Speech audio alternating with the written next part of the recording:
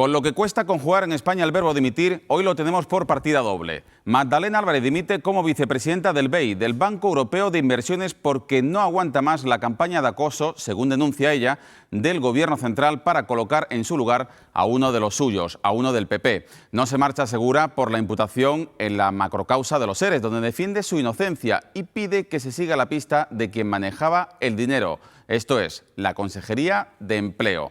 Convencida de que no cometió ningún delito, espera que cuando así se demuestre, el Partido Popular pida su reingreso inmediato en el cargo. El presidente del BEI agradece a Álvarez que haya defendido los intereses del banco por encima de los suyos propios. De momento, Rajoy y Guindos guardan silencio, aunque otros dirigentes populares niegan cualquier maniobra del PP para quitarla de este cargo. Y también dimite el europarlamentario de Izquierda Unida, Willy Meyer, cabeza de lista en las últimas elecciones tras demostrarse que engordó durante 5 años un fondo de pensiones ligado a una SICAF en Luxemburgo.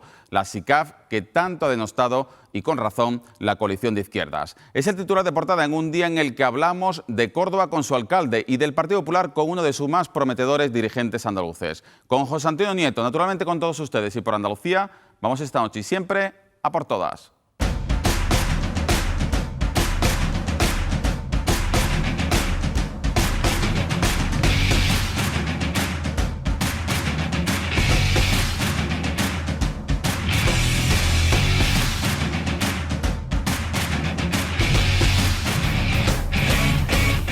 Andaluces, buenas noches. El Gobierno español, a través de su ministro de Economía, Luis de Guindos, pidió al Banco Europeo de Inversiones que votase la dimisión o continuidad de Álvarez. Ese es el motivo, la campaña de acoso de Moncloa, por el que, según denuncia Álvarez, se marcha para evitar el daño que se le hace al banco y a España, y no porque esté imputada en los ERES. He dimitido porque todo tiene un límite, y la maniobra y la manipulación y el acoso y la campaña del Partido Popular pues también hace mella en mí, hace mella en el banco y sobre todo hace mella en España. Entonces, si ellos no son responsables y para quitarme de mi sitio y poner a otra persona están dispuestos a pagar cualquier precio, yo no estoy dispuesto a que mi país lo pague, ni tampoco el banco. Álvarez recuerda que también está imputada Christine Lagarde, sin que España haya pedido su dimisión como directora del Fondo Monetario Internacional. Por ello, espera que cuando sea declarada inocente, el Gobierno central del PP pida su vuelta. Dejo mi sitio para otro y espero que cuando se demuestre mi inocencia, la misma virulencia que está teniendo el PP para que me vaya, la tenga para que vuelva. Y por lo tanto espero que el Partido Popular guarde mi sitio para mí cuando se declare mi inocencia. Porque si no, se estaría poniendo de manifiesto todo lo que yo estoy aquí diciendo. Ojalá me esté equivocando.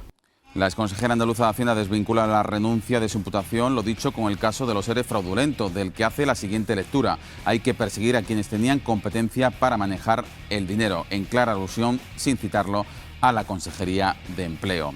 El presidente del BEI, el alemán Werner Hoyer, muestra su profundo respeto a Álvarez a través de un comunicado en el que expresa su gratitud a la vicepresidenta al defender, dice, los intereses del banco por encima del suyo propio y por su apoyo explícito a España y Portugal en momentos críticos. Añade esperar sinceramente que la investigación en curso conduzca a un resultado positivo para ella.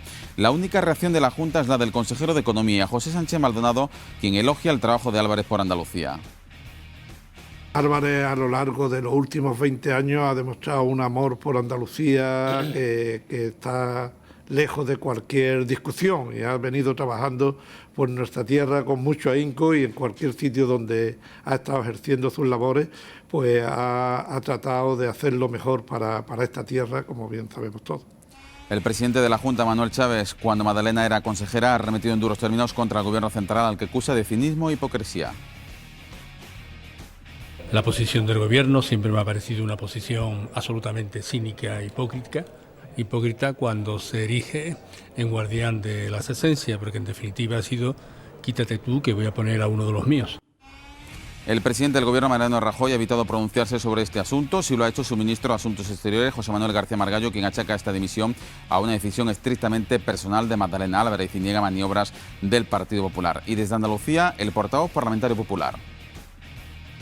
Y es evidente, y ella lo sabe, que su dimisión va ligada a ese escándalo. Ahora, si va a intentar echarle la culpa a los demás de lo que es su responsabilidad, mire, eso es una cuestión que hay que preguntarle a ella. Pero todo el mundo ha visto cuál es el escandalazo que se ha producido y la situación de la señora Álvarez. Y otra dimisión es la del europarlamentario andaluz Willy Meyer, cabeza de lista de Izquierda Unida en las pasadas elecciones, tras demostrarse que adquirió un fondo de pensiones ligado a una SICAF en Luxemburgo. Meyer explica que se marcha por coherencia con su militancia y compromiso político, y nada más conocer los detalles del producto que contrató, insistimos, hace 5 años. Y yo creo que para despejar cualquier tipo de duda he decidido personalmente renunciar a mi acta de eurodiputado. Y lo hago formalmente para que efectivamente no haya ninguna sombra de duda. Y yo creo que es muy importante que los cargos públicos de Izquierda Unida tenemos que dar un ejemplo a nuestro electorado, a nuestra afiliación, que se merecen un gesto de estas características. No pretende, añade, dar lecciones a nadie, pero tampoco cree que nadie pueda darle lecciones a Izquierda Unida. Y día importante hoy para el Parlamento andaluz, que ha estrenado el llamado escaño 110, una herramienta para dar voz en la Cámara a quienes no tienen representación parlamentaria.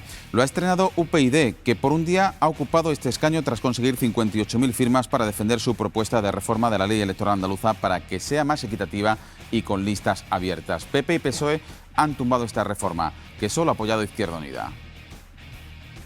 Ustedes saben, como yo, que el 82% de la ciudadanía demanda una ley electoral más justa y proporcional. Ustedes lo saben. Sin embargo, consienten y promueven que permanezca una ley electoral injusta, que es la que tenemos, quizá porque tengan miedo a perder el sillón o porque en el fondo radica el temor a la democracia y la huida de quienes queremos acabar con el cortijismo y la corrupción. De educación, dos cosas. El 91,66% de los estudiantes andaluces aprobó las pruebas de selectividad. 31.017 alumnos que pueden ya solicitar la prescripción a los estudios de grados en las universidades públicas andaluzas del 4 al 14 de julio. Los gaditanos con un 95,70% aprobados a la cabeza de estas pruebas. Huelva con un 88% a la cola. Resultado que hemos conocido el día en el que la presidenta de la Junta ha entregado los premios al mérito en la educación. En el acto, Susana Díaz ha hecho una defensa encendida de la educación pública y ha garantizado que la Junta minimizará los efectos nocivos de la LOMCE.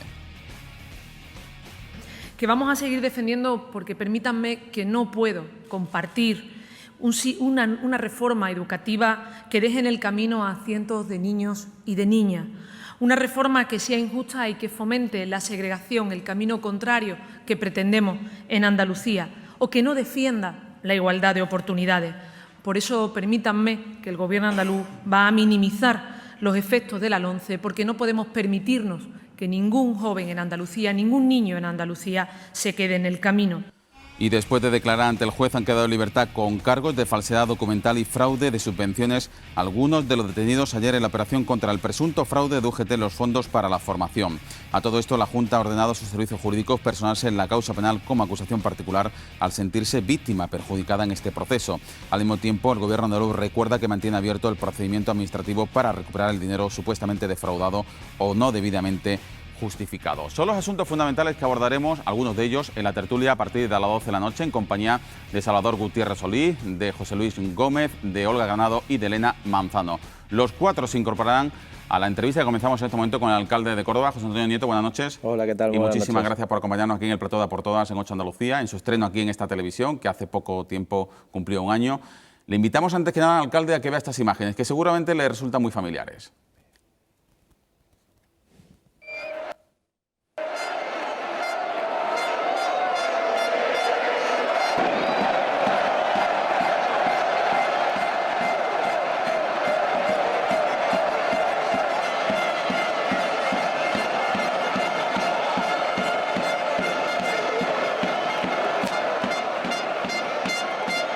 Alcalde, vaya explosión de júbilo, ¿no?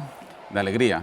Todavía se me pone la carne de gallina porque esas imágenes que hemos visto muchas veces en televisión desde Córdoba, ¿no? Y que ahora repetimos, soñábamos desde hace mucho tiempo y sobre todo las personas de mi generación hacia acá, ¿no? Yo tengo 44 años y hace 42 que el Córdoba descendió a Segunda División. Desde entonces ha sido un camino muy, muy triste, muy duro en Segunda B, en Tercera ha llegado a estar.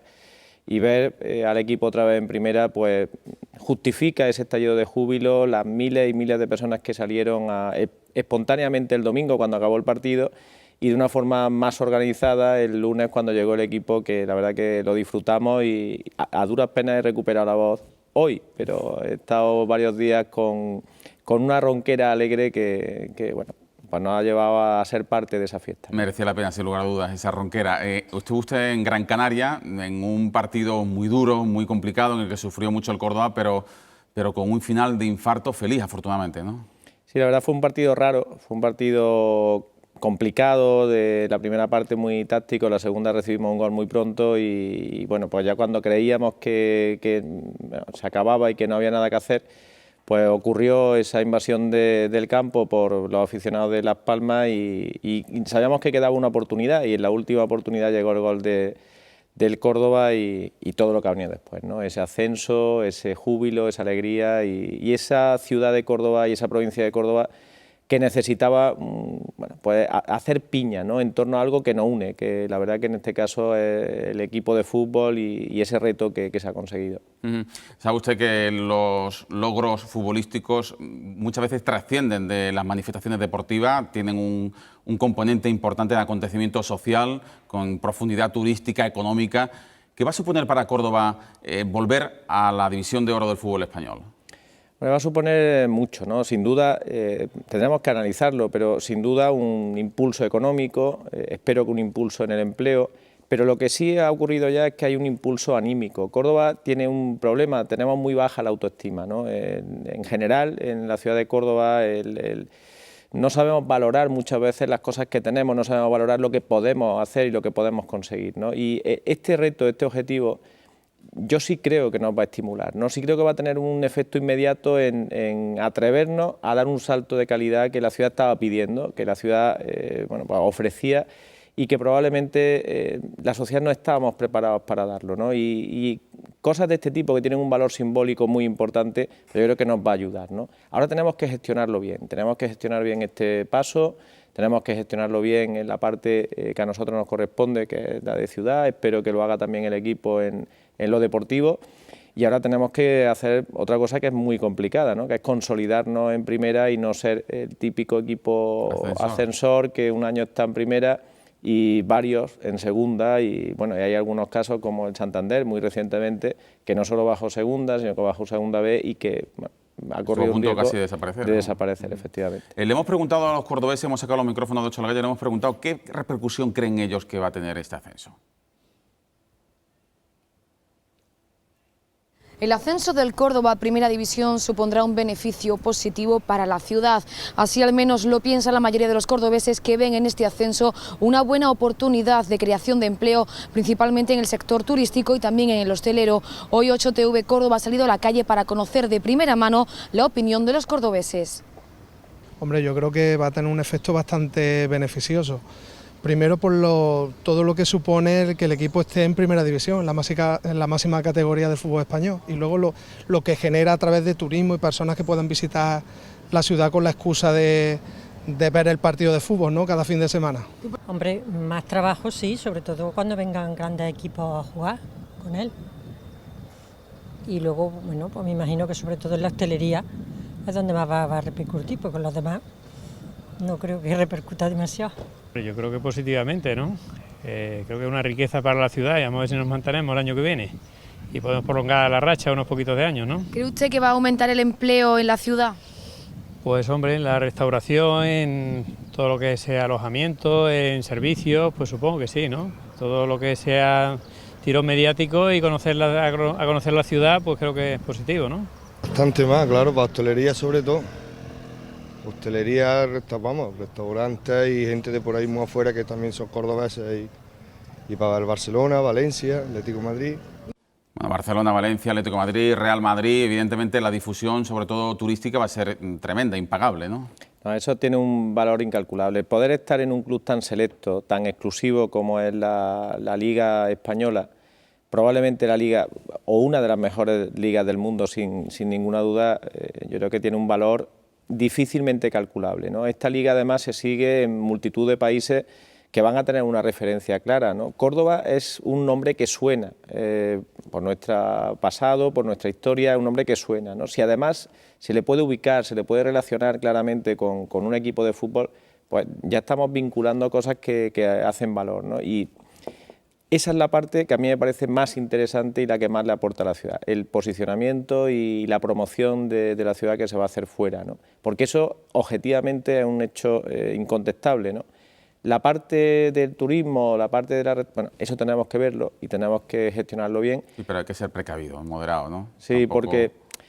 porque sobre todo no hay recetas mágicas, no hay panaceas, ¿no? Nosotros tuvimos otra magnífica noticia en diciembre del año 2012, que fue el reconocimiento de los patios como Patrimonio Inmaterial de la Humanidad, que nos ha servido muchísimo y que nos ayuda mucho a difundir Córdoba y una marca muy concreta que queremos asociar a lo que representan los patios de Córdoba, pero tampoco eso es la garantía de que todo está hecho, al contrario, ¿no? Es un reto todavía más complejo, más difícil, que exige más esfuerzo y que, bueno, pues creo que estamos gestionando bien y nos está permitiendo, bueno, pues tener unos datos de afluencia turística y de pernoctaciones muy buenos que vamos a seguir aprovechando, ¿no? Engarzo su última reflexión sobre el turismo para entrar ya en la gestión suya como alcalde de Córdoba, porque usted ha tratado el turismo, sin lugar a dudas, como una de sus principales apuestas, con la inyección, sobre todo en promocionar la ciudad de Córdoba. ¿Está viendo ya los resultados? Porque sí es cierto que me cuentan los compañeros de Córdoba que hay un índice creciente de pernoctaciones, de visitantes, en fin. ¿Qué le dicen los empresarios hosteleros, la hostelería, los cordobeses en definitiva a pie de calle? Bueno, el sector de la hostelería es el más parecido al de la agricultura, ¿no? O sea, se quejan habitualmente más que otra cosa, pero yo creo que son conscientes de que las cosas se están haciendo bien. Nosotros tomamos dos decisiones estratégicas que puede parecer que no tienen nada que ver, pero le aseguro que están muy relacionadas. Cuando llegamos al gobierno encontramos una situación muy compleja, el ayuntamiento estaba en una debilidad real, próxima a no poder pagar nómina y a no poder pagar bueno, pues suministros básicos como la luz, que hubiera supuesto un problema muy serio, y ante esa situación de falta de recursos teníamos que tomar elecciones. O sea, ¿por qué apostamos, no? Y tenemos que apostar por cosas inmediatas, que los ciudadanos vieran que daban resultados rápidos. Apostamos por una que era mejorar la limpieza y la imagen de la ciudad, fundamentalmente los parques, las rotondas, las zonas por donde se conoce la ciudad de Córdoba cuando uno transita por allí, ¿no? Y creo que ha dado un resultado muy bueno. La segunda, pues hacer una apuesta rápida para potenciar la industria que nos podía sacar de lo inmediato, de lo duro de la crisis, ¿no? Que era el turismo. Hemos trabajado en otras cosas, pero lo otro da resultados más tarde, ¿no? El turismo era lo que nos permitía crecer más rápido.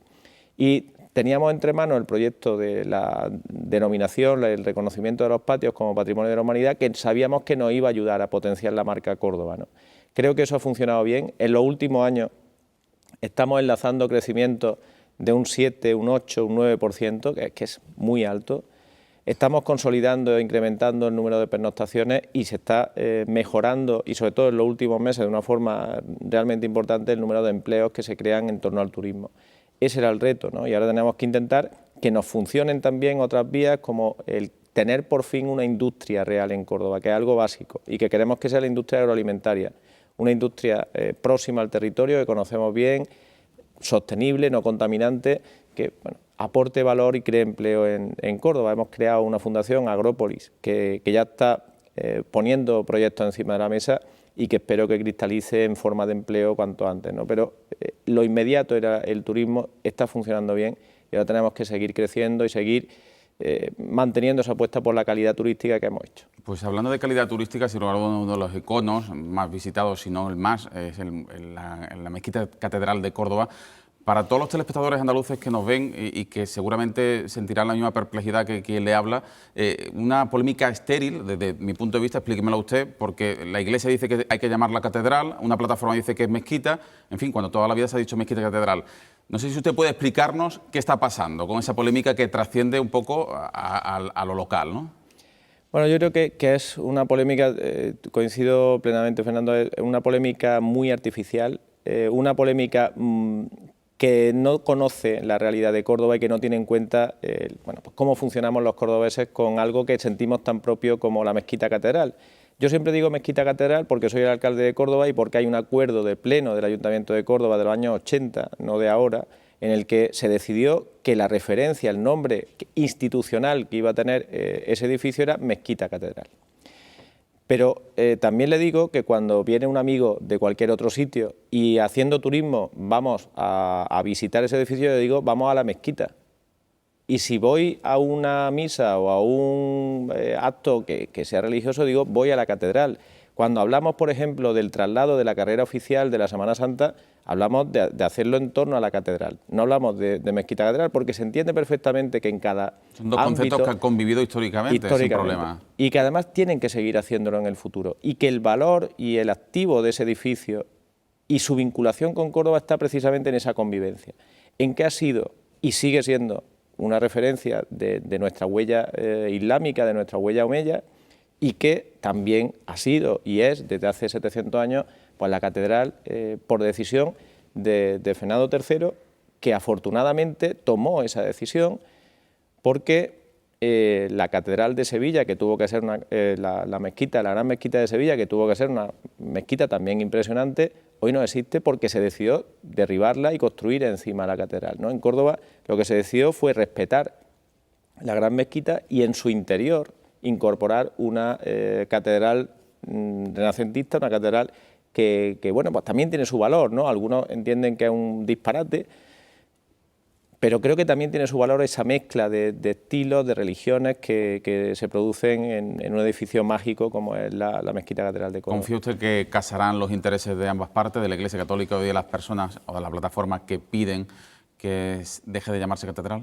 Yo confío en que impere el sentido común, y cuando impere el sentido común, pues este tipo de cosas dejarán de tener sentido, ¿no? En la línea que yo le comentaba antes, ahora estaba hace una hora, porque está en Córdoba presentando una promoción turística que se va a realizar y que va a estar muy orientada al Mediterráneo, a los países del Mediterráneo, tanto europeos como africanos y asiáticos. Y el proyecto, que es muy bonito, no habla de mezquita catedral, habla de mezquita de Córdoba. Yo no le voy a prohibir a quien va a hacer esa promoción que hable de mezquita de Córdoba, porque entiendo que su marca internacional es esa. Pero tampoco tiene sentido que le prohíba a la Iglesia que hable de la catedral, porque es absurdo y para la Iglesia Católica, para el Cabildo, para el Obispado, pues la referencia es la catedral, ¿no? Y yo creo que si dejamos y respetamos a cada uno en su ámbito, que, bueno, pues que lo identifique de la forma que quiera, pero sobre todo que tengamos la suerte de que se conserve, se gestione y funcione de la forma adecuada que lo está haciendo, pues todos salimos ganando. Hace poco Córdoba se llevó una gran noticia también, que es que la Mezquita Catedral de Córdoba se elegía como el sitio turístico más importante de Europa y el cuarto más importante del mundo. Era una encuesta que había hecho TripAdvisor, que bueno, es una de las grandes referencias en materia turística a nivel internacional, y que demuestra que la gestión de la Mezquita Catedral y que el apoyo que hace toda la ciudad en torno a esa promoción es bueno y funciona bien y nos está sirviendo, ¿no? Y por eso yo creo que hay que, en fin, respetar a todo el mundo. Yo respeto a todo el mundo, pero no jugar con las cosas de comer, ¿eh? Y la Mezquita Catedral en Córdoba es de lo que come mucha gente. Sin lugar a dudas. Alcalde, metémonos en arena política. ¿Se va a presentar usted a la reelección? Bueno, ahí estamos, ¿no? Yo tengo un proceso de liberación interna. Estoy en un proceso de liberación personal, porque afortunadamente a nivel interno pues la dirección regional y nacional del partido me han pedido que me presente.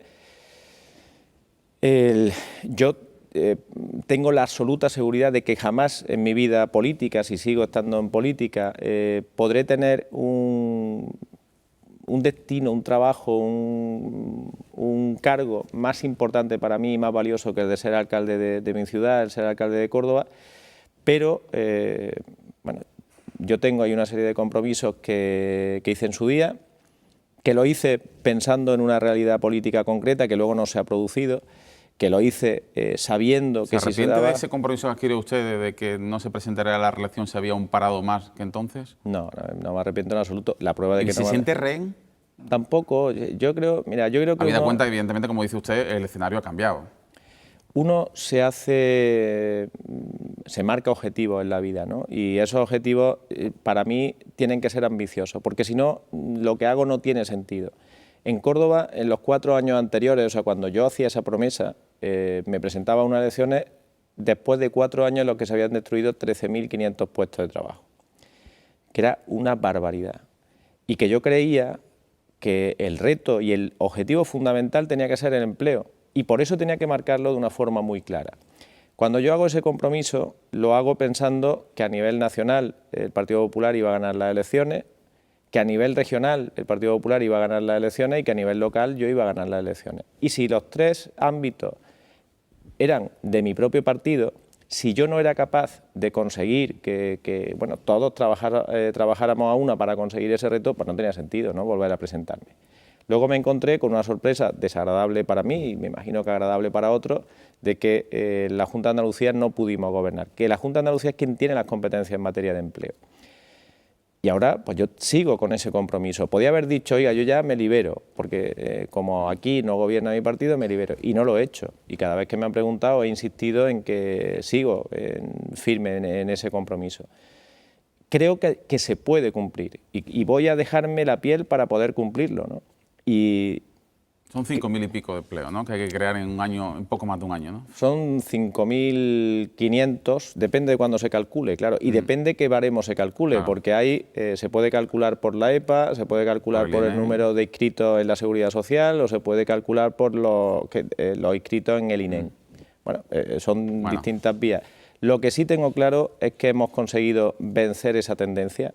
Desde el mes de febrero del año pasado, en el que llegamos a 49.600 parados inscritos en el INEM en Córdoba, hoy hay 44.000, ha bajado más de 5.000 personas esa lista y puede bajar perfectamente de aquí a mayo. Alcalde, vamos a hacer un alto en el camino, nos vamos a publicidad, volvemos, seguimos hablando de Córdoba, del Partido Popular, sobre todo quiero preguntarle por el Partido Popular Andaluz y también por los 4 tertulianos que nos acompañan esta noche. Fenomenal.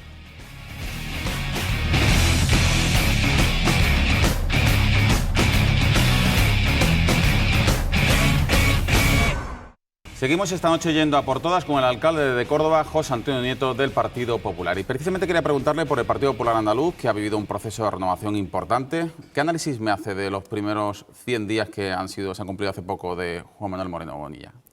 Bueno, yo te hago una valoración positiva. Yo creo que Juanma está haciendo un trabajo muy bueno de crear un nuevo modelo de partido, trabajarlo desde abajo, conocer a todo el mundo, está yendo a muchísimos sitios, a muchísimos pueblos y poniéndole mucho interés en el contacto directo con la gente. Está queriendo marcar un estilo también distinto de hacer política y probablemente pues está trabajando también en su discurso, ¿no?, en el discurso que él quiere personalizar y protagonizar en el Partido Popular Andaluz. Y yo creo que ha hecho un buen trabajo en un momento difícil, pues llegó cuando llegó, se ha encontrado con unas elecciones que eran unas elecciones un poco diabólicas porque no dependen en nada de él, que no era candidato y que además sabíamos que eran unas elecciones que son antigobierno y que eran unas elecciones donde íbamos a sufrir mucho porque son complejas y en este contexto social en el que estamos pues todavía más, pero creo que lo hemos salvado razonablemente bien. Andalucía ha bajado menos que el resto de España, está prácticamente en la media nacional, que nunca había ocurrido anteriormente, y estamos también en un momento distinto, no sé si nuevo, pero distinto de la política española, ¿no?, donde han aparecido una serie de fenómenos que no sabemos si se van a consolidar y se van a mantener o van a ser efímeros como ha ocurrido otras veces con unas elecciones europeas, ¿no? Y en ese contexto, que es difícil, convulso y raro, yo creo que él está manteniendo un guión y una línea bastante razonable, ¿no? Desde que Juan Ignacio Zoido dijo que no quería seguir como presidente del PP andaluz, usted sonó al principio con fuerza como posible candidato a sucederle. ¿Usted realmente se lo planteó o no? No, yo hablé, bueno, y eso es un tema, muchos compañeros que cubren la información parlamentaria lo saben, ¿no? Yo tengo, y lo decía antes y lo repito ahora, no habrá ningún otro cargo que yo pueda tener en política, nunca, que me llene tanto como el de ser alcalde de mi ciudad, ¿no?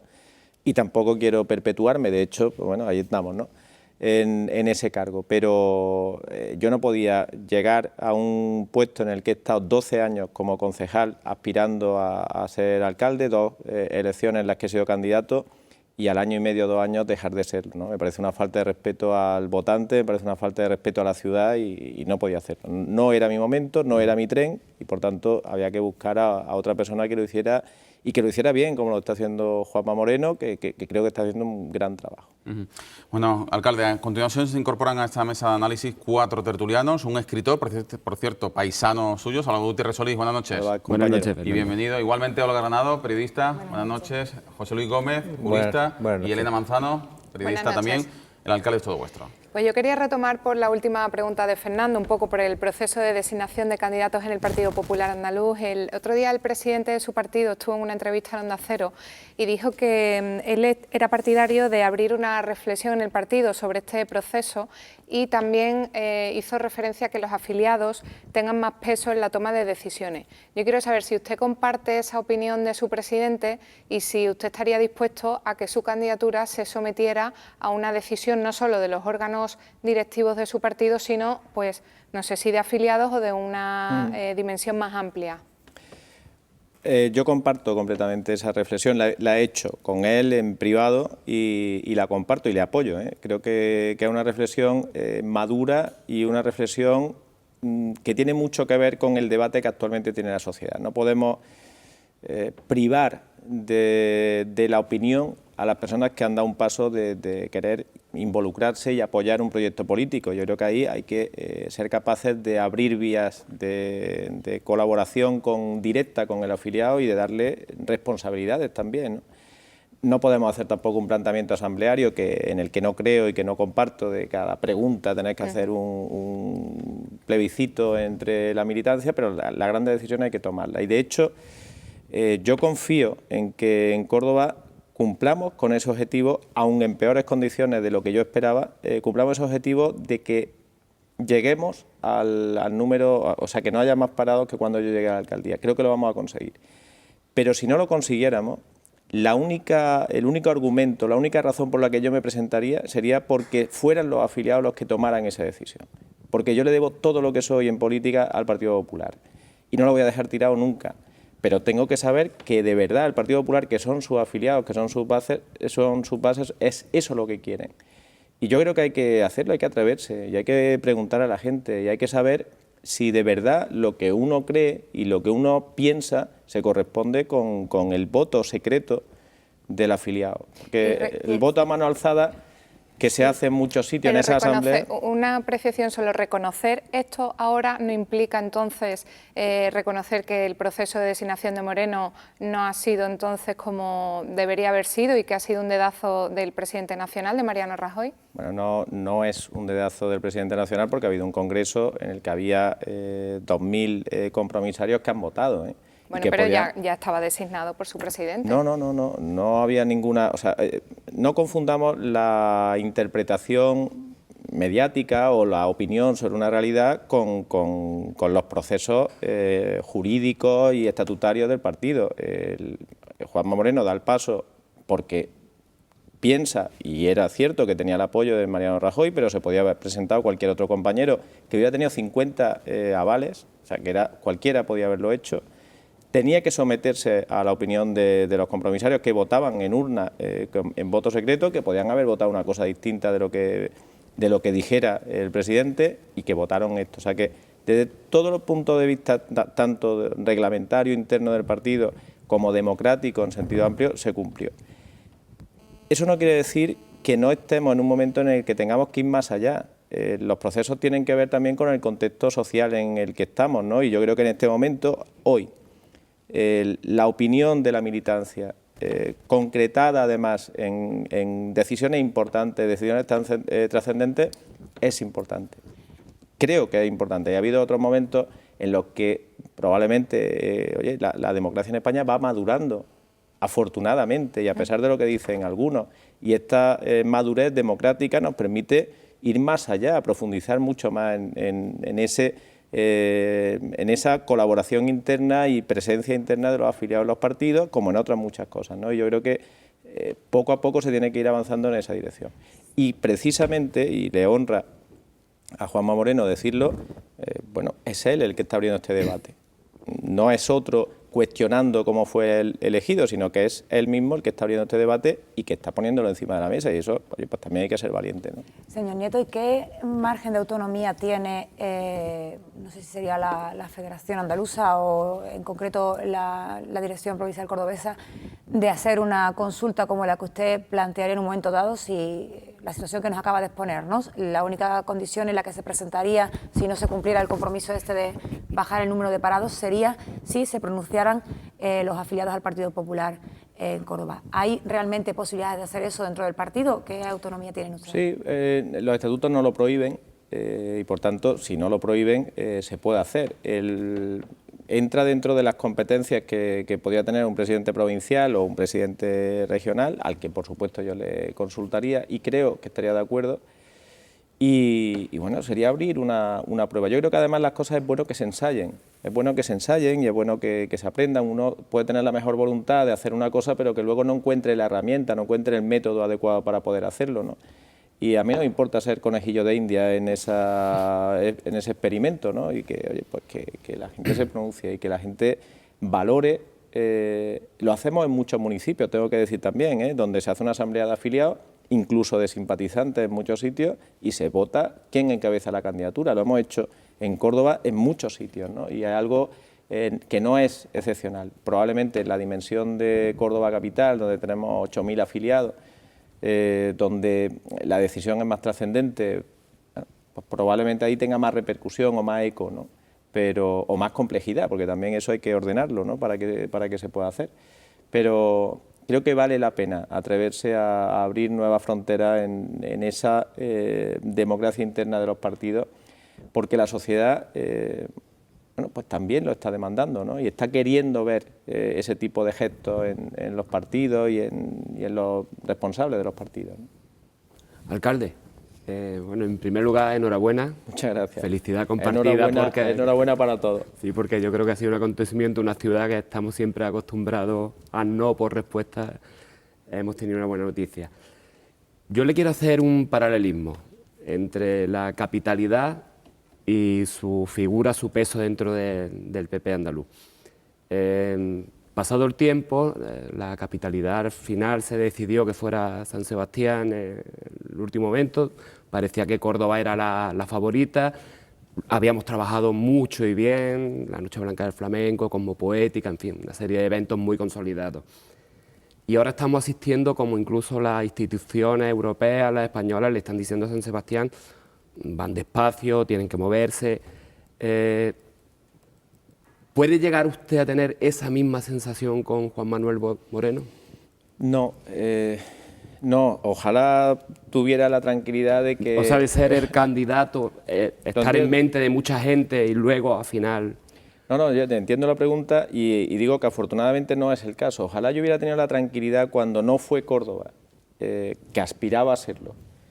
Y fue San Sebastián, a mí, hombre, primero me dolió por Córdoba, pero segundo me preocupó por España, porque quien va a representar a España es una ciudad gobernada por un partido que no se siente absolutamente en nada identificado con España, ¿no?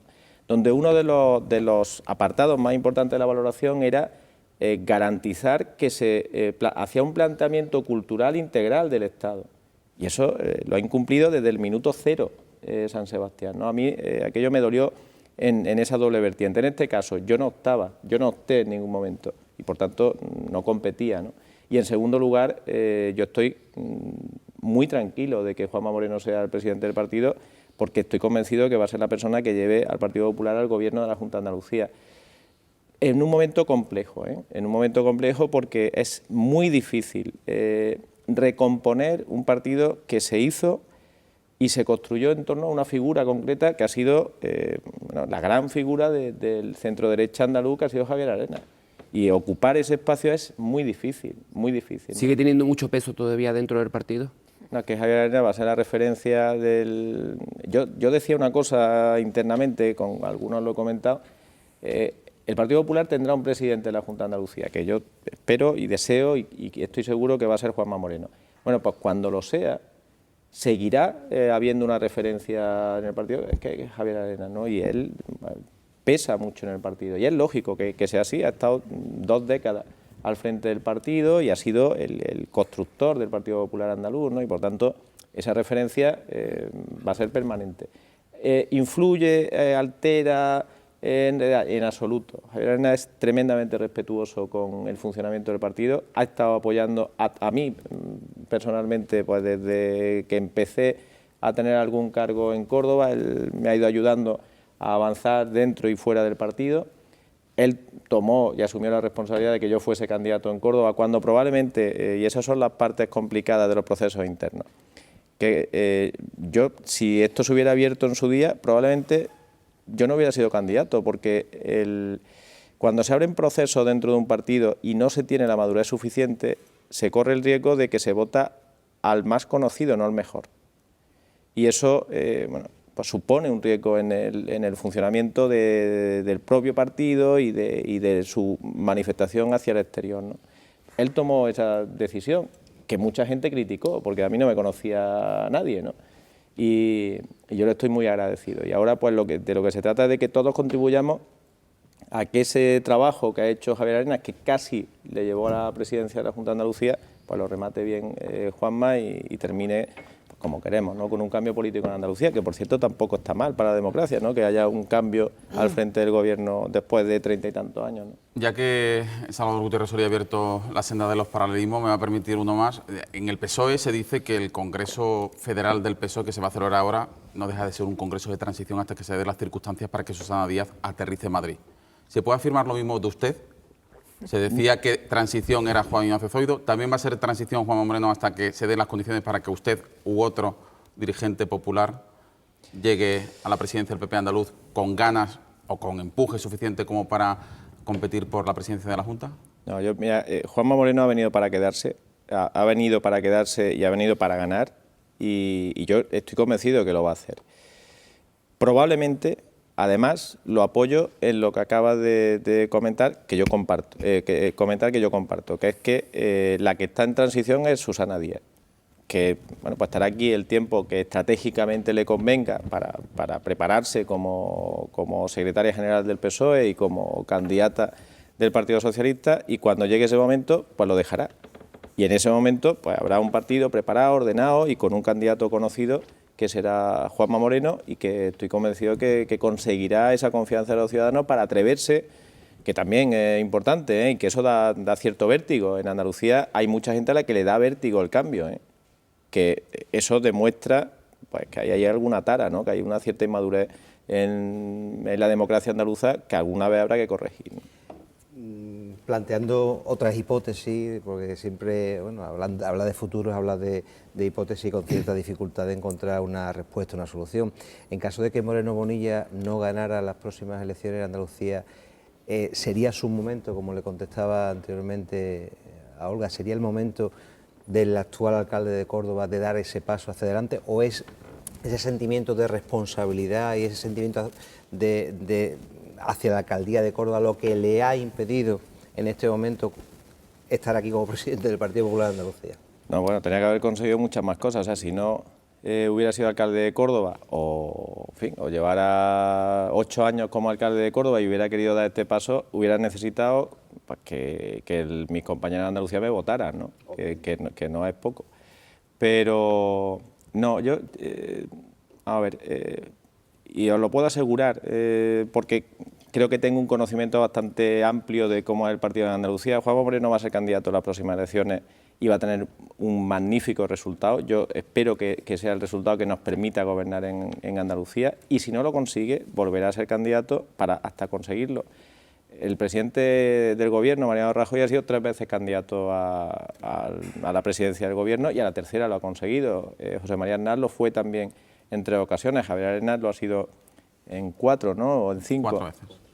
En fin, creo que hay que tener también paciencia, porque los procesos no se pueden hacer en un plazo tan corto y en un reto tan grande como es ganar, y ganar con una diferencia suficiente para gobernar en Andalucía, ¿no? Yo le quiero hablar ahora de corrupción y preguntarle, porque por una parte se mantiene el discurso de que no todos los políticos son corruptos, que es una ínfima parte de la clase política la que está involucrada en casos de corrupción, pero luego por otra, tanto los grandes partidos, lo hace el PP con el caso de los ERE y lo hace el PSOE con el caso Gürtel, acusan a todo el partido de estar en connivencia con las ramas fraudulentas de los casos que se están investigando. Yo le quiero preguntar qué opina usted de los ERE. Sé que es una pregunta muy amplia, pero si realmente usted está convencido, como lo ha estado hoy su portavoz popular, de que el PSOE estaba en connivencia, en este caso con UGT, que es uno de los casos que se están investigando en el juzgado, para que se financiara este sindicato irregularmente durante toda una década, como ha apuntado la Guardia Civil. ¿Usted piensa que el PSOE era consciente de que UGT se financiaba irregularmente? Yo pienso, voy a intentar responder con la mayor objetividad posible y sin hacer la típica respuesta que me correspondería como responsable político del Partido Popular. A mí me cuesta mucho trabajo pensar, y yo creo que a cualquier persona le cuesta mucho trabajo pensar, que el partido que sustenta al Gobierno con mayoría absoluta durante 30 años en Andalucía no se entere de que hay un proceso por el que miles de millones de euros se están evaporando en una red que afecta a muchísimas, o que tiene muchas terminales y que supone incorporar o aportar recursos a empresas con una vinculación determinada, mantener instituciones con una vinculación determinada, colocar a personas próximas a ese aparato. Es muy difícil pensar que no se conocía, muy difícil. Habría que hacer un acto de fe tremendo.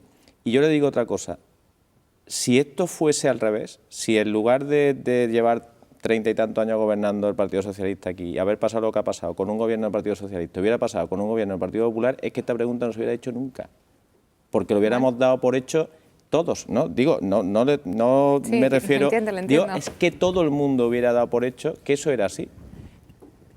A mí la fuerza que tiene el PSOE en Andalucía es tal que hace que pensemos que esto ha ocurrido y nadie se ha enterado en el PSOE.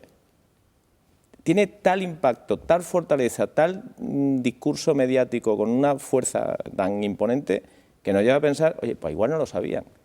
Es que eso es, creo, absolutamente imposible. Bueno, pero una cosa es eso. Tampoco también se hicieron creer que no sabían que estaba el Jaguar en el garaje, ¿no? Estas cosas son habituales en el juego político, cuando la corrupción es tuya es evidente y cuando es mía no. No sé si tú quieres hacer una pregunta del tema porque yo quería preguntarle otra cosa. Sí, simplemente era, entonces, bueno, claro, usted dice que podrían saberlo, pero cree que estaban en connivencia. Es que me ha parecido una acusación por parte del PP un poco atrevida, en el sentido de que, bueno, es un caso que no deja de ser presunto aún hasta que un juez decida lo contrario. Y en eso estoy totalmente de acuerdo. Yo creo que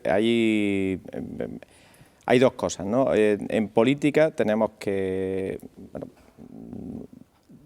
trasladar, o sea, nosotros no somos periodistas, no podemos mantener una versión fiel a una objetividad mayor o menor, tratando de describir una realidad. Tenemos que dar nuestra opinión. A nosotros estamos obligados a dar nuestra opinión y a mojarnos, ¿no?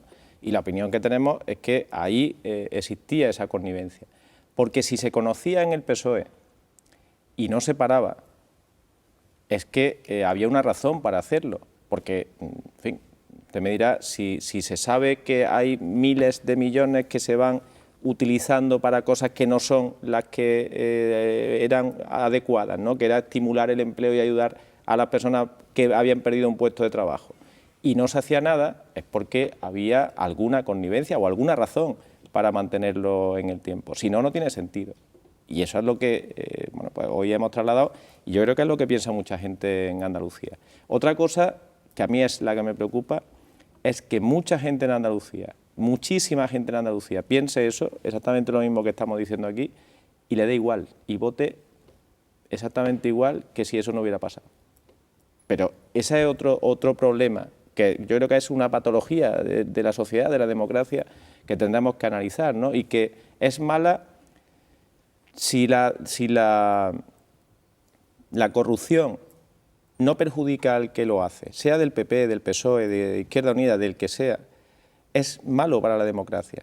Y no es buena si castigan al PSOE y mala si castigan al PP. Es que es malo que eso ocurra. Y quien tiene un caso de corrupción claro, flagrante, tiene que sentir que la sociedad le da la espalda, que le castiga por eso, porque si no lo va a seguir haciendo. El otro tema que le quería preguntar, volviendo a lo del ascenso del Córdoba, se ha evaluado un poquito el impacto que va a tener en la ciudad, una ciudad que tiene la ventaja de estar bien comunicada, que además es atractiva para el turismo. He escuchado la cifra de 30 millones de euros, yo supongo que el impacto será incluso mayor. Me gustaría preguntarle si Córdoba tiene unas infraestructuras deportivas de primera división. No sé qué me tiene que decir. Bueno, nosotros tenemos unas infraestructuras deportivas peculiares. Le voy a decir por qué. En el año 94 se hizo una operación, bueno, en el año 94 se inauguró, en el año 91-92 se hizo una operación urbanística por la que, donde estaba ubicado el antiguo Estadio del Arcángel, que era municipal, bueno, pues se hizo una operación urbanística en la que una empresa, Finacón, se quedaba con ese suelo y a cambio construía otro estadio. Fue una operación controvertida, una operación de la que se escribió mucho, ¿no? Se inaugura el estadio en el año 94, en un partido de la selección española con Japón. Ese día llovió en Córdoba y había goteras en todo el estadio. A los 4 años hubo que derribarlo. Ese estadio costó 1.800 millones de pesetas, eran pesetas en aquel momento. Casi igual que el estadio de Anoeta de la Real Sociedad, que es un magnífico estadio que sigue funcionando perfectamente. Y se decide construir un nuevo estadio, el nuevo Arcángel, que se hizo sobre la ruina del anterior.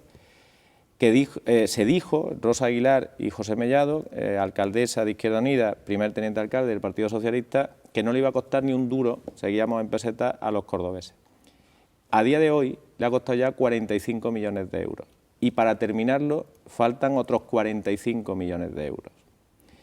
La ciudad deportiva del Córdoba es propiedad, bueno, no se sabe exactamente de quién es propiedad, pero ha sido propiedad y parece que sigue gestionándola Rafael Gómez, que lo conocen perfectamente, que es el líder de la oposición en el Ayuntamiento de Córdoba, porque así lo quisieron, 25.000 cordobeses, y que bueno, pues, está en una situación inestable. Digamos que tiene unas buenas instalaciones, pero en unas condiciones de uso y una situación jurídica inestable, ¿no? Entonces, ¿qué es lo que queremos hacer desde el Ayuntamiento y también desde el club, porque lo hemos hablado con ellos?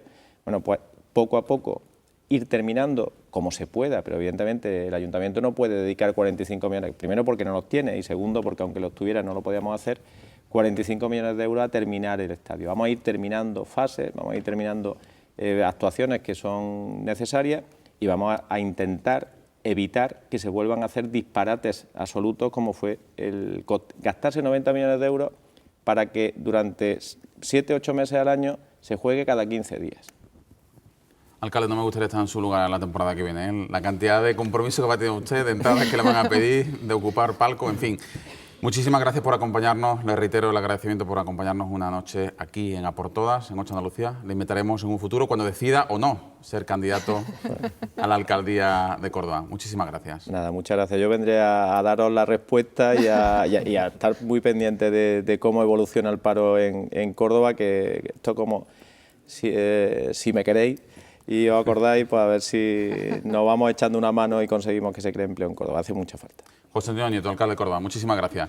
Volvemos en 3 minutos de publicidad y analizamos la actualidad en compañía de los 4 analistas que nos acompañan esta noche.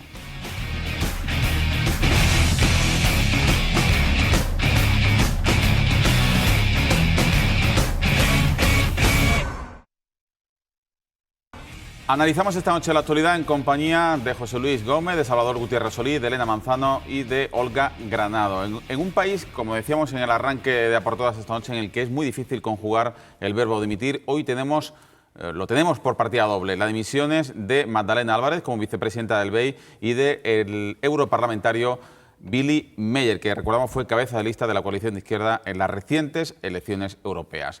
Todos conocemos los hechos, conocemos las reacciones de Magdalena Álvarez y las que ha habido por parte de la oposición y del propio Gobierno central, del Partido Popular. Así que vamos directamente, porque tenemos poco tiempo, a conocer vuestro análisis sobre esta dimisión de Magdalena Álvarez. A ver, ¿quién empieza?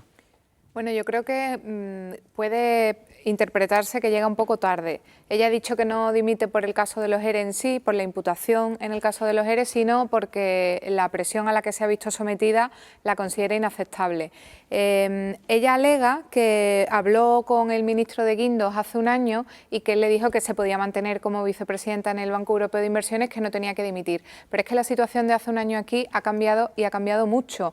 Primero porque se ratificó la imputación, aunque la audiencia en la primera no estaba de acuerdo, o más bien le pedía a la jueza Laya que la concretara y la sustentara, y después porque se produjo el anuncio del embargo, ejecutó el embargo, no sé si es la palabra correcta, ejecutar el embargo. En cualquier caso, la situación ha cambiado y yo creo que si ella lo que quería era dar ejemplo, o ahora el PSOE utiliza el argumento de que con su marcha y con su dimisión ella está dando ejemplo, para haber dado ejemplo real debería haberlo hecho mucho antes, porque lo que la jueza le señala, los delitos de malversación que le señala y de prevaricación, son lo suficientemente importantes como para que ella dedique todo su tiempo a defender lo que ella mantiene, que es la inocencia. Lo que pasa es que ella ha defendido esta mañana que ella no se va por el escándalo de los ERE, ni por su imputación, por sino eso por la digo que campaña de llega acoso tarde. del propio gobierno central, ¿no? En fin. Y que espera que le guarden el sitio. Me ha hecho gracia, ¿no? El sitio este es mío, ¿no? Muy comentado esa respuesta, sí. De todas maneras, también yo creo que una de las cosas que ha pesado en esta decisión, indudablemente bajo mi punto de vista los ERE han pesado, aunque ella no lo diga, ¿no?, es que el Banco Europeo de Inversión dijo que se la tomaba muy en serio esa imputación, y esto es: me voy antes de que me echen. Sinceramente lo veo así. Se marcó un tiempo, no iba a hacerlo coincidir con las elecciones para que no lo utilizara todavía más el Partido Popular, y justo un mes después de las elecciones, 25 de mayo, pues 25 de junio, anuncio mi renuncia. Yo creo que los verdaderos motivos de la dimisión de Madalena Álvarez no lo sabemos desde mi punto de vista, no lo sabemos hoy y posiblemente vayamos a tardar en saberlo. Sí es cierto que si metemos en una costelera todos los ingredientes que habéis comentado, imputación, presión por parte del gobierno estatal, las presiones dentro del propio Banco Europeo de Inversiones, si metemos todo eso en la costelera, posiblemente nos dé el resultado que nos ha dado. No obstante, yo pienso que detrás de esta dimisión por parte de ella, y un poco conociendo la trayectoria de Madalena Álvarez como política andaluza y estatal y europea, yo creo que debe haber otros motivos lo suficientemente fuertes como para que haya tomado esta decisión ahora y no hace un cierto tiempo. Yo creo que los motivos reales quizá no se vayan a conocer, o desde mi punto de vista no los podemos conocer hasta que pase cierto tiempo. Y yo, sabéis que soy muy lanzado en muchas cosas por aquello de no ser periodista y poder opinar, quizás no desde un medio, sino... Pues te pedimos que seas explícito, si ¿Qué sabes tipo de algo más. No sé absolutamente nada, motivos? pero yo pienso que Madalena Álvarez tarde o temprano va a pedir responsabilidades por todos los tipos, por todas estas cuestiones que se le está tratando judicialmente. Y creo que esas responsabilidades pueden tener mucho que ver con la decisión que ella ha tomado en el día de hoy. ¿A la jueza te refieres? A la jueza no, porque sería la administración, al Estado, a la administración pública, porque a la jueza no se le pueden pedir responsabilidades penales porque ella actúa como administración de justicia, en todo caso al Estado. Pero yo creo que es decir, el daño personal, público, económico que puede estar teniendo y que ella asevera y su letrado en su inocencia, yo creo que puede tener mucho que ver esta dimisión. Porque hay un dato dentro del Banco Europeo de Inversiones, y ella creo que lo ha matizado en unas declaraciones hoy, en esa reunión del Banco Europeo de Inversiones no se iba a salir aprobada el cese de ella. Eso es un dato importante. Hacían falta, decían, 2/3 de los apoyos, y simplemente con que, ha dicho textualmente esta mañana, con que Alemania y Francia vetasen su renuncia. Difícilmente. Yo creo que es una salida, bueno, a mí me ha sorprendido que sea en este momento y no a lo mejor, bueno, pues cuando la audiencia provincial le ratificó la imputación o por cuando se produjo los embargos. En este momento, ¿por qué? A mí me ha sorprendido, pero bueno, lo sabremos con el tiempo. Ahí queda. Yo espero sinceramente que no haya dimitido Madalena Álvarez por la imputación en el caso de los ERE. Lo digo sinceramente porque si metemos el factor imputación en el juego político, podemos encontrarnos con un paisaje y un panorama desolador, ¿no? El que se puede utilizar de argumento para destrozar a tu contrincante, se puede inventar falsedades sobre tu oponente. Espero sinceramente que no haya sido por eso, ¿no?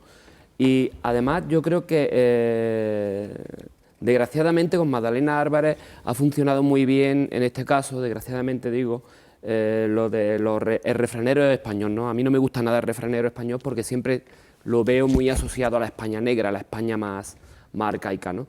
Y lo de cuando el río suena, ¿no? Esa gotita que va cayendo y que parece que va marcando a las personas, porque yo algo que siempre me ha llamado mucho la atención del caso de los ERE es que muchísimas personas que durante años han visto su vida absolutamente destrozada, porque eso es una realidad, con procesos íntimos, personales, familiares, laborales, devastadores para algunos de ellos, cuando pasen unos años veremos que no les va a pasar absolutamente nada, que no va a haber ninguna condena, que no va a haber ninguna acusación en firme, ¿no? Y me da lástima que ese componente entre en el juego político, ¿no? Sí, pero si, siguiendo el argumentario de José Luis, si tantas razones puede tener Magdalena Álvarez para plantearse algún tipo de acción, ¿no?, por el daño sufrido, no digamos otros cargos políticos que es que ni siquiera han sido imputados, han sido señalados, y igualmente el daño al honor, a lo mejor ni siquiera llegan a ser imputados el día de mañana, ¿no? Ellos tendrían todavía incluso más argumentos, porque aquí tenemos 2 instancias judiciales pronunciándose, que no se está diciendo que Magdalena Álvarez se llevó dinero, ¿no? Ahí es cuando también tenemos que establecer que hay imputaciones, ¿no? Pero hay una imputación bastante firme, ¿no?, y seria y argumentada por el estamento jurídico, ¿no? Sí, hay que establecer un rasero para todos y aplicarlo para todos. Si se imputa a alguien a un determinado nivel y con una determinada... No es acusación porque no se llama acusación, pero sí se le señala por unos presuntos delitos como es este caso.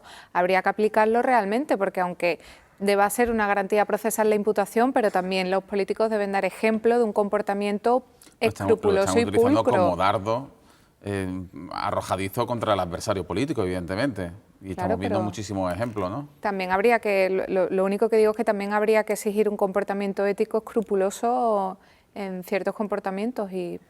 Algunos saben utilizarlo mejor. Yo creo que Izquierda Unida, que ha forzado, dicen, ¿no?, que cierta parte de la dirección regional ha forzado la salida de Billy Meyer. Bueno, después han dicho que oficialmente es una decisión personal. Es una manera también de revertir eso. Este hombre ni está imputado ni nada, simplemente ha participado, tenía un fondo de pensión de estos de SICAF y ha renunciado de inmediato, ¿no? Otra cosa es preguntarse cómo todo este tiempo no se había percatado de que tenía ese tipo de pensiones.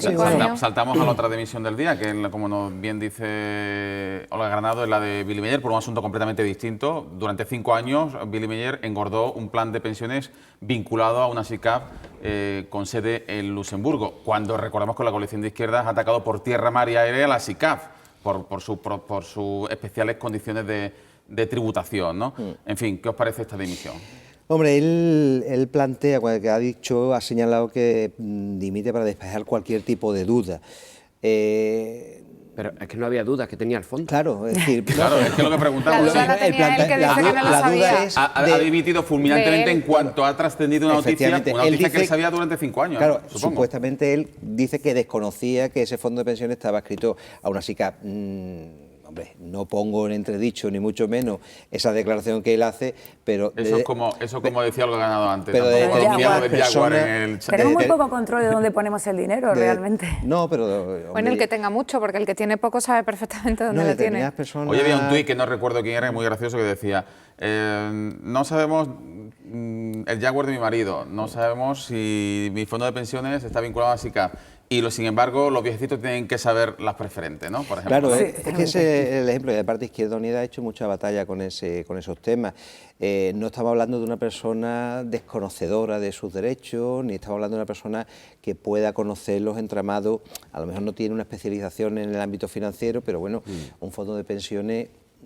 más o menos cada uno podemos saber a lo que puede estar adscrito. Además, yo creo que es una decisión que toma Izquierda Unida precisamente para mantener esa tónica, esa línea de denuncia de casos como este en otros partidos políticos. Salva. A mí la significación de la dimisión me ha llamado mucho la atención, ¿no? Porque junto a un Cayo Lara con un rictus casi de emperador romano, Willy Meyer estaba como tembloroso explicando los motivos de...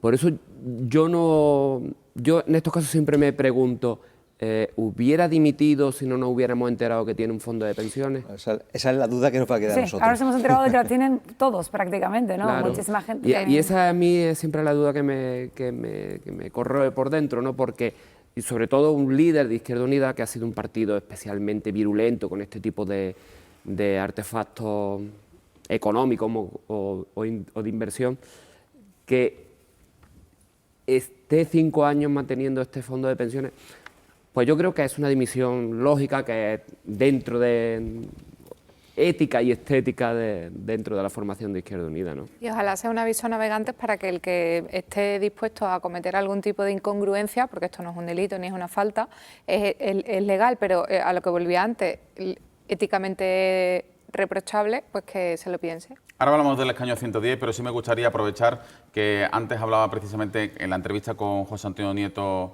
Elena Manzano, sobre el escándalo de UGT. Recordamos esa operación, hay ya 16 detenidos, creo que son 6 o 7 los que ya han declarado ante el juez, todos han quedado en libertad con cargo por falsedad documental y por fraude en subvenciones.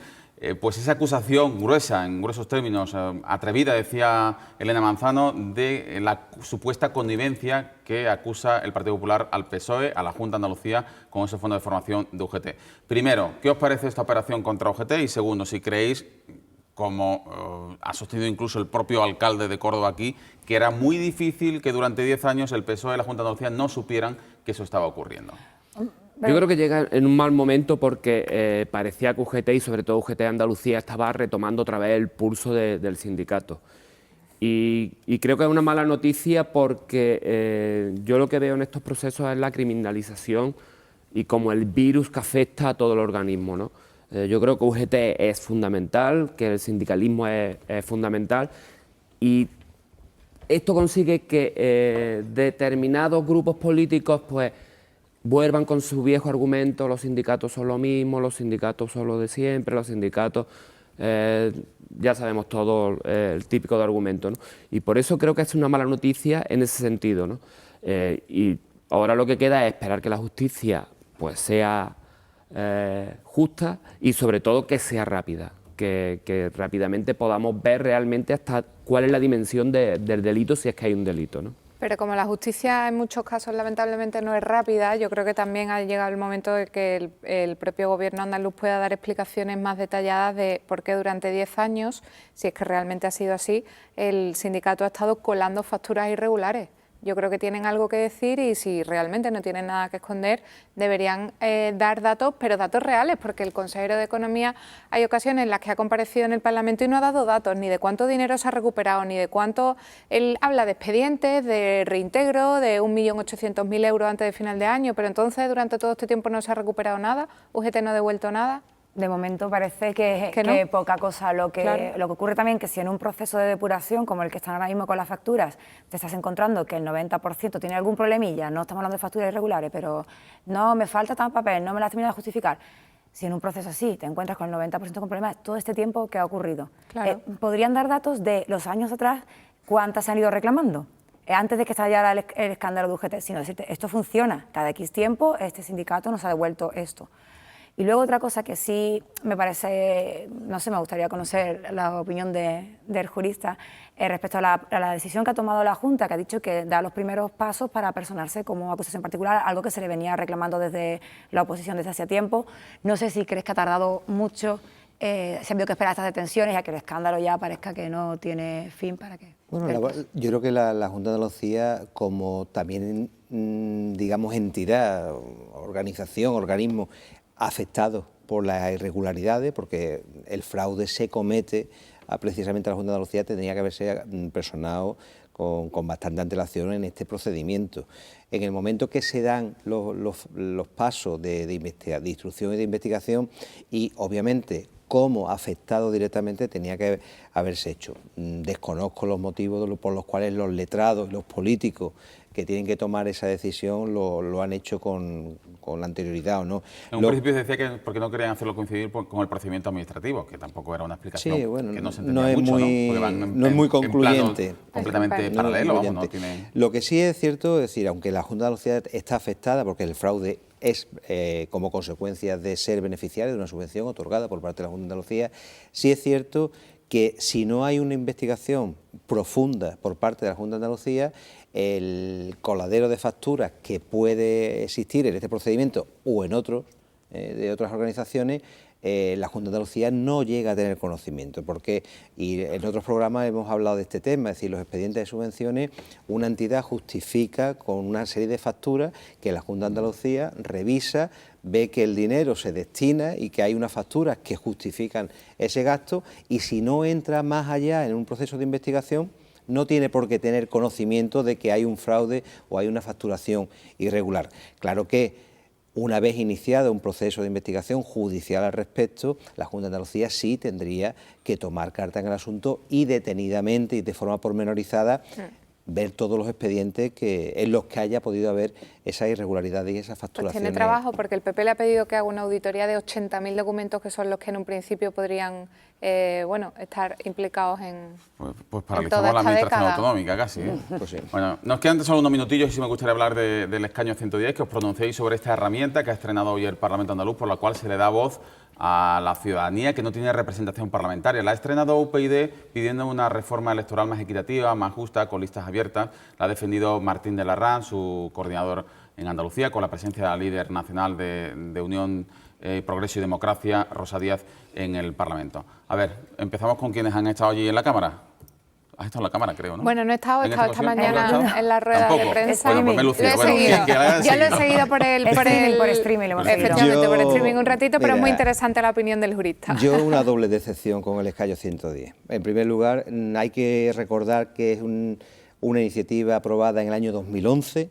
Hemos tenido que esperar demasiado tiempo, diría yo, para ver la primera iniciativa como consecuencia del desarrollo de este escaño 110. Y una doble decepción porque el hecho de que sea un partido político quien la ha protagonizado, desde mi punto de vista el escaño 110 siempre está pensado más en ciudadanía, no digo que este partido político no represente a un colectivo importante de ciudadanos, y una segunda decepción que los partidos políticos parlamentarios como PSOE, PP e Izquierda Unida, que fueron quienes aprobaron el escaño 110, días antes del día de hoy, que es cuando formalmente se presenta la proposición, se defiende y se vota, ya de antemano digan que no van a defender, o sea, que no vayan a apoyar esa iniciativa. Eso es, desde mi punto de vista, no creerse absolutamente ninguno de los tres partidos políticos lo que significa el escaño 110. Yo creo que es una oportunidad perdida por parte de los tres partidos parlamentarios de decirle a la gente de la calle que eso sirve de algo. Imaginaros ahora un grupo ciudadano que digan ¿para qué tanto? No se le dice no a UPyD, que también se le dice no a los 58.000 ciudadanos que han firmado. Que han firmado. Es decir, es que ¿qué grupo, qué colectivo empieza a recopilar más de 40.000 firmas a partir de ahora, o si lo están recopilando, y esa tarea que es muy difícil para que después se encuentre con que 5 días antes de ejercer ese derecho al escaño 110 en el Parlamento, los tres partidos digan, no, esto no se va ni siquiera a aprobar. La verdad es que es decepcionante desde mi punto de vista. No, comparto eso que dice, pero esperemos que no termine calando en la ciudadanía de que esto no sirve para nada. De hecho, ya hay un colectivo que ha anunciado, un colectivo sobre todo de ONG, que van a presentar una iniciativa similar, una ILP, por la renta básica. Tienen 6 meses para recoger las más de 40.000 firmas que hacen falta. Y en todo caso sí digo que yo creo que tiene cierta lógica que UPyD fuera con esta iniciativa en pro de la reforma electoral, porque ellos precisamente son de los que sienten, un partido pequeño, grandes perjudicados por el sistema actual, ¿no? Ellos tienen, pues, con 132.000 votos, creo, no sacan ningún escaño. El Partido Popular, pues, con 30.000 saca escaño. Entonces no tienen no pueden estar en ese foro de políticos. Entonces, como están fuera, pues han usado la otra vía, ¿no? Y bien han hecho, evidentemente. A ver. Yo creo que aunque el propio funcionamiento del escaño 110 pues no dice nada de no permitir a partidos políticos que participen, que lleven la iniciativa, realmente el espíritu del escaño 110 no es ese. No es que sea el altavoz de un partido político, sino que sean colectivos, movimientos sociales. Y por eso espero que en las próximas iniciativas pues nos encontremos con realmente eso, con ciudadanos, ciudadanía activa, llevando sus reclamaciones, sus quejas, sus propuestas al Parlamento de Andalucía. Porque al final lo de hoy con UPyD para mí ha sido un poco un estreno descafeinado, ¿no? Porque no me ha gustado que un partido político que ya podría estar en el Parlamento si las urnas hubieran decidido que estuviera dentro, haya utilizado el escaño 10, ¿no? Me hubiera gustado más un movimiento social, un movimiento ciudadano. Bueno, pero lo que hay que resaltar, estando de acuerdo con todo lo que habéis planteado, es que por primera vez alguien que no es un partido político se ha sentado en un Parlamento y ha tenido la oportunidad de explicar de parte de esos más de 58.000 ciudadanos a qué iba. Iba a plantear una reforma electoral que, bueno, pues no han estado de acuerdo con ella los grupos políticos. Izquierda Unida sí ya había propuesto la suya propia, dice que es un paso para relanzar su propuesta y precisamente a lo que aspiran es a eso, a que con esa reforma partidos que tienen un determinado número de votos puedan tener esa representación en el Parlamento. Entonces, bueno, pues esperemos que las próximas iniciativas que se lleven al Parlamento ni sean políticas y sí tengan posibilidad de ser aprobadas, porque si no, desde luego, está claro, el instrumento no sirve. Siendo consciente de que una iniciativa de estas características siempre necesita de un promotor fuerte y sólido. En este caso ha sido un partido político y en los próximos a lo mejor una coordinadora de organización de ONG o alguna ONG en particular. Es decir, es necesario decir, el conjunto de ciudadanos no se van a poner de acuerdo los 40.000, eso es difícil, siempre tiene que haber alguien que lidere. ¿Que haya sido un partido político? No me ha gustado mucho, pero bueno. Bueno, es la opinión de José Luis Gómez, de Olga Granado, de Elena Manzano y de Salvador Gutiérrez Solís. Vamos a escuchar ahora la opinión de Mercedes de Pablo, que como siempre los miércoles firma la columna de cierre.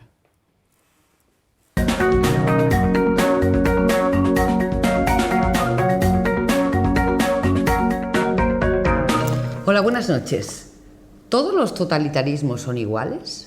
Ustedes me dirán que se parecen en lo esencial, en que son regímenes donde no hay democracia política, donde no hay participación y donde hay además oligarquía financiera, donde unos pocos mandan en las decisiones y se llevan los dineros.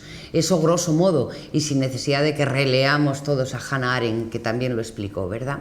Pero se ve que no, se ve que hay países donde no hay democracia, como Cuba por ejemplo, que provocan la repulsa y desde luego una cierta, no cierta, sino declarada crítica por parte de países democráticos para entenderse con ellos, o países donde hay una democracia formal, como es el caso de Venezuela, pero que pudiera haber prácticas totalitarias o prácticas dictatoriales donde tampoco se les permite y se les afea.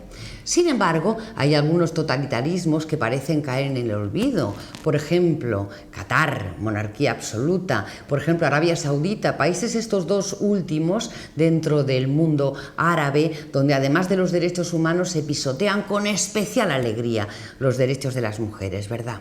Y sobre todo dos países que no deben molestarle al actual presidente del gobierno de España.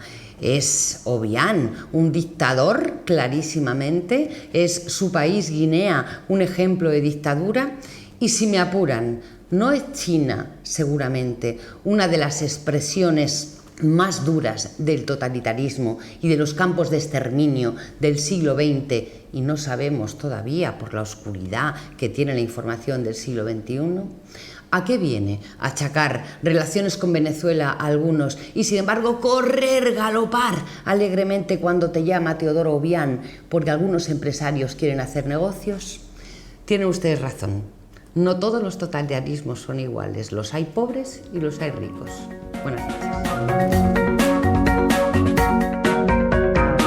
La columna de cierre desde Sevilla de Mercedes de Pablo. Elena Manzano, Olga Granado, José Luis Gómez, Salvador Gutiérrez Solís. Muchísimas gracias a los cuatro. Buenas noches. Buenas noches. Mañana volveremos con el debate político de la semana con dirigentes del Partido Popular, del Partido Socialista, de Izquierda Unida y del Partido Andalucista. Y abordaremos los principales asuntos de actualidad de la semana. Como siempre, iremos a por todas. 8